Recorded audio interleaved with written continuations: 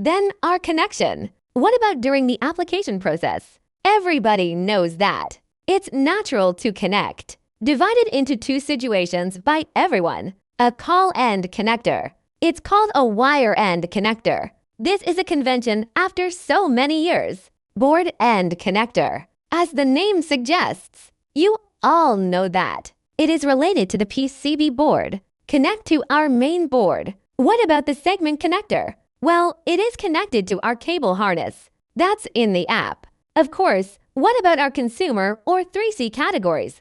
How many boards does it have? A lot of it is board-to-board connections. So call the board-to-board. And of course, in industry, it's mostly line ends. Even the ends are wired. There is such a phenomenon. What about the connection at the end of the board? Isn't it something special? Because of our board, it's a solid-state bond. Or it is in Chinese. In our words, how did it go? It is a relatively regular rigid body. Our PC board. It has a characteristic. It's rigid. You've all studied physics. We each have a rigid body. There is another one called soft body. What about the rigid body? It has a characteristic. What is it? It can't be changed. It can't be changed. Its shape. Its size. It settles down. It settles down. So our connector. What about applications with PCB boards?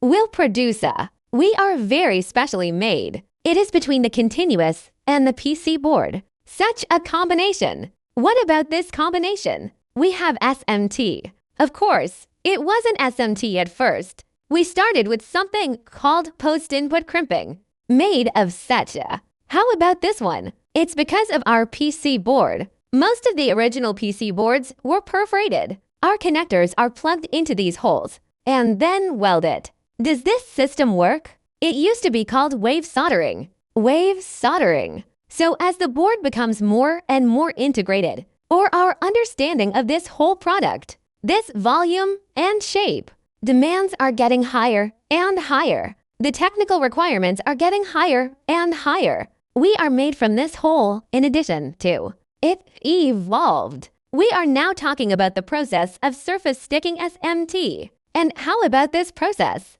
These two processes have one thing in common. Very common characteristics. It's just that it's incredibly dense. Second, it requires very high dimensional accuracy. What about its whole process? For the consistency of our product itself, very demanding. So in the process, we'll ask for our connector products. There are some characteristics, especially with this part of the board. Accuracy requirements will be higher than there is involved. For example, we talk about flatness. The unknown. And then also incoplanarity. Then these three things. For our connectors, is it a combinatorial? Flatness is fine. The flatness is basically ours. A large panel of connectors. For example, a certain contact surface of the housing, a certain contact surface of the aluminum plate. Is it an individual characteristic? Is this okay? This is basically, as long as my accommodation molding conditions can be done well, I can control it well. And the unknown?